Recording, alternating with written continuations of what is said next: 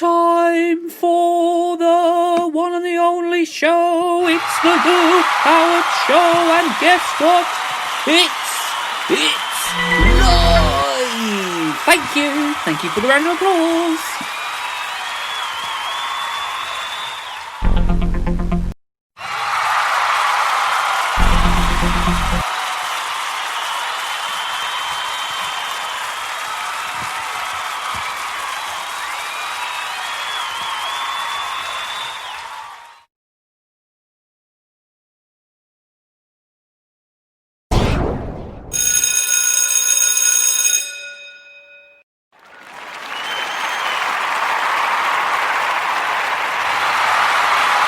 There we go, an extra round of applause for me, the one and the only Luke Howard. Thank you very much.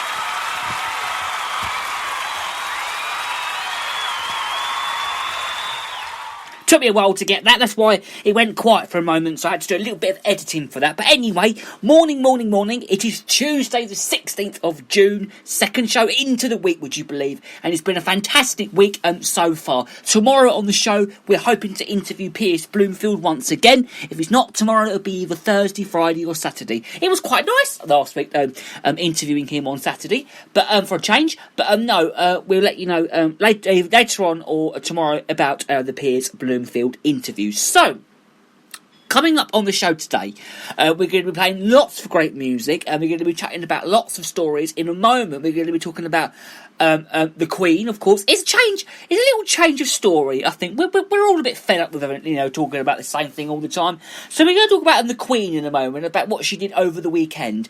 Okay, so over the weekend she did. Okay, we'll get to that in a minute. But first, we will talk a bit about the virus today on this show. But first of all, I must say the contact details of how you can get in touch with Britain's Best Radio Show, and then we'll talk about the story about the Queen. It's quite a nice story, actually, so we'll get to that in a moment. But if you want to get in touch, 07593 847 105. I shall repeat that again because I didn't say that very well. 07593 847 105 is the number to get in touch, or email us, GaryJHoward68@hotmail.com, or there's another email as well, 345457 at student.hrc.ac.uk, or you can find us on Instagram at the Luke Howard fan page. Leave us a message or whatever you want to do on there, or you can use the hashtags, hashtag Luke Howard, hashtag Luke Howard Show, hashtag stay at home and listen to the Luke Howard Show.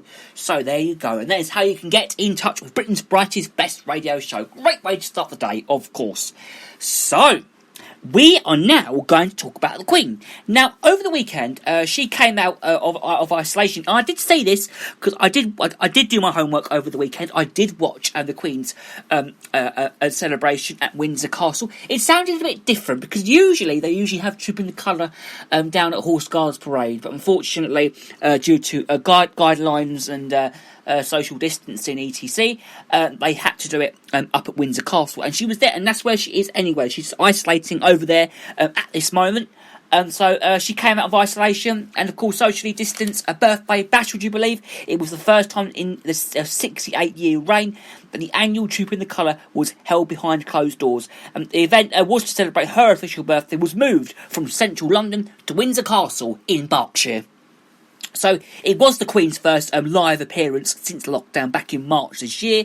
Roland Morgan, her first female guardsman, was among 20 soldiers from the first battling Welsh Guards, and plus bandsman in the Queen's the quadrangle. A 94-year-old monarch was the sole royal family member present. But Prince Philip, of course, is now 99 years old. He was rumoured to be watching from the window, but Garrison Sergeant Major Warrant Officer Class 1 Andrew Stokes, he said this was a marvellous collaboration of ideas and new thinking, and I think that was a very good idea for them to do. I mean, they couldn't go for lunch afterwards, so perhaps they might have they may have had to have lunch in Windsor Castle on their own afterwards, because that's what they usually do. But it was a very good celebration. The soldiers were all 2 metres apart. Hugh Edwards, of course, who always does the introduction about it, the narration, was absolutely, he narrates it every year, and he was absolutely amazing as usual. Right, okay, let's move on now to talk about Prince Andrew then, shall we? Because he is facing a chorus of calls to be stripped off his HRH title because he will never return to royal duties. Now, the Duke of York has been bagging biscuits for charity since stepping down last year over his Jeffrey Epstein links. He has also been requested as a witness in the US criminal investigation into the dead pedophile US financier. He is yet Andrew, though he's actually 60 years old. He regarded as the Queen's favourite son, and he's holding on the HRH despite Harry and Meghan, of course, losing theirs in January. Her Majesty ordered it because these Sussexes are seeking a new life in Los Angeles, would you believe? Oh, look at them, having a great time in Los Angeles, wow, with no royal work as sources, and they also said that Andrew forced to quit as UK trade envoy in 2011 over his Epstein links. He will never return to royal duties, apparently, this is what I've heard, and he is currently working for his wife, Sarah Ferguson's charity, delivering supplies to hospitals, which I think is a very lovely idea to do. So well done, Prince Andrew. So writer Nigel Cawthorne, author of Prince Andrew Epstein and the Palace, said that Prince Andrew is virtual, retired, and can do longer carry out of royal duties. Now, okay, so surely though he should give up the HRH title anyway, and the money that he receives from the private purse. Now, Meghan Markle and Prince Harry, who were upset about losing the HRH, will be thinking it's a little bit unfair. Andrew gets to keep this. In other words, I'll do a little accent. Oh, that's so not fair. Prince Andrew gets to keep this. There you go. I've done a little accent there, which sounds great. Good Morning Britain host, of course, Piers Morgan. Who doesn't know Piers Morgan? I know him very well, not personally, but I know who he is. He said, why should he continue to have the title of His Royal Highness? He's brought disgrace to the royal family, and that is what Piers Morgan has said. Just to let you know, not me. Piers Morgan has said this from GMB. I just thought I'd get that out clearly. Piers Morgan has said that on Good Morning Britain, and I'm sure we will get Piers Bloomfield to speak about this, see what he thinks later on this week. So meanwhile, a top US prospector claims that America's Department of Justice has blundered in asking for Home Office help in complaining Andrew to give evidence on in the Epstein affair. Now, William Callahan said that he would have invited Andrew, who denies any wrongdoing, to be quizzed as a witness by the FBI, with the answers remaining secret. Okay, so let's talk about another story then, shall we? Because we spoke about the royals just there. It was lovely to speak about the Queen. She's an amazing lady, our Queen. 94 years old. 94 years old? Yeah, 94 years old. As it says, to still go out there and do that is just amazing. So, and I'm really happy that they still went forward with the wonderful Trip in the Colour at the wonderful Windsor Castle, which is an amazing place to be. I've never been. I mean, I say that because I've never been, but I know all of her places are beautiful. I tell you where I had been. Though I've been to Sandringham House, and Sandringham is a beautiful, beautiful house. I've been there many, many, many, many times because I do a lot of holidays up in Norfolk, and I know Sandringham very well. I've never been to Windsor Castle, never really been, but I know it's a beautiful place. So well done to the Queen, and well done to her. So, we are moving on now to talk about grief as caring and chick Nan dies. So, singer Rita Ora is mourning the death of her beloved grandmother. The grieving star, 29, revealed the sad news to her 16.1 million followers on Instagram the other day. She wrote the national gran that she calls Nanai was the most glamorous person, hard-working, independent person I ever met. Rita added that she was so caring, so strong, and she was so funny. She said, my, did we laugh? And when she would tell the truth, she had no filter, of course. But she loved and cared with all the heart. And the How to Be Lonely singer is in lockdown in the Cotswolds, a beautiful place to do lockdown. Absolutely amazing, the Cotswolds. Her mother, Vera, 56, she shared a video of a huge bouquet of flowers in commemoration of her loss. Rita was born in Prince Edina, Kosovo to Albanian parents. parents and her maternal grandmother, grandmother Osman Barge Britannia was the Albanian consulate to Russia, then part of the Soviet Union. Oh, okay.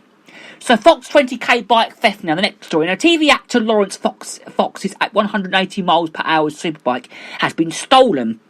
Now, the 42-year-old he played a D.S. James Heathway in the hit series Lewis, of course, which is on ITV. He tweeted the other day that 20,000 Japanese bolt human in RI had been snatched. He said, "Dear whoever stole my motorcycle, could you please bring it back?" And Fox, who lives in London, later appealed to demonstrators to back off and give police the chance to catch the thief, who added that he had a live tracker, and the fracking company says that those who've nicked it will put it somewhere, and they will wait and see if the cops will turn up.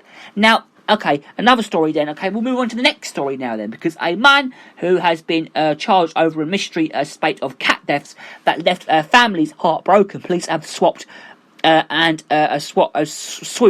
held the 58-year-old over allegations of offences involving the deliberate killing of pets. Terrible news. Stephen Parry is due in court on animal welfare charges. Good. And criminal damage. A number of cats have died in Genneneed, North Wales, in recent months. Now, an RSPCA spokeswoman said that we urge local people to know, of course, signs of a possible cat poisoning, such as vomiting, a sleepy demonary, appearing drunk, or uncoordinated seizures and breathing difficulties. Not good news at all, but it's good that he's appearing in court, because that is an awful thing to do. Not a very good thing to do at all. So, let's talk about schools, shall we then? Because more pupils are due to go back. So, schools are bringing more primary kids back before the summer break. Now, updated guidelines there this week, would you believe, would let pupils outside reception and years 1 and 6 to return. But the government has had to abandon plans to get all under 11s back. Class sizes will be a maximum of 15, and measures such as a hand cleaning and staggered drop-off times will be in place. Education Secretary Gavin Williamson is under increasing pressure to get all pupils back full-time in September, of course, just after the summer break. And in September, they were all hoping that they will all be back. So people's back full-time will hopefully be in September. So, but minimum curriculum criteria for home learning are still being drawn up in case and predicting not all students will be back for the new school year. PM Boris Johnson has said that children must make up for lost time as quickly as possible. It's true, because they must make up for the time. Okay, so there must be that. So, okay, let's talk about 3 million could, of course, lose jobs. Now, Britain has been facing losing up to 3 million jobs unless the country is working again soon. Now, the Chancellor, with his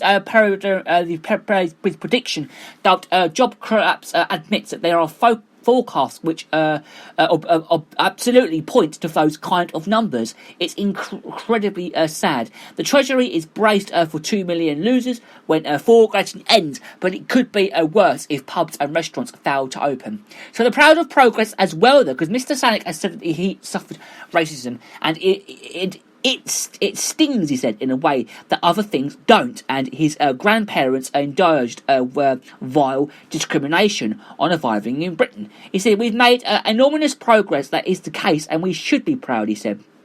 And people are right to be angry and upset. We haven't made more progress. Absolutely, he said, but change doesn't come from destroying this.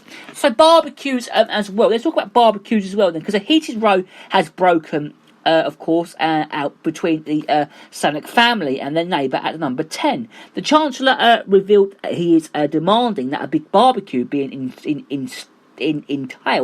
in the famous Rose Garden as a gas-fueled. But the PM is holding out for a more traditional cool option. Mr. Sunak has said that there is a big divide, and there is a big divide, and we had a heated debate, and it is currently unresolved. Right, okay, so Rishi Sunak has urged, though, the bargain hunters to go on a spending spree to help Britain bounce back from the COVID crisis. Now, the Chancellor wants the nation to reawaken in its lion spirit, to give jobs, shops, and rose spirit, to give roaring trade as they open for the first time in 3 months today. Not today, sorry, yesterday, as they opened yesterday, sorry, I've got to keep getting my days wrong, it's Tuesday today, isn't it? Tuesday. Yeah, as they opened up yesterday.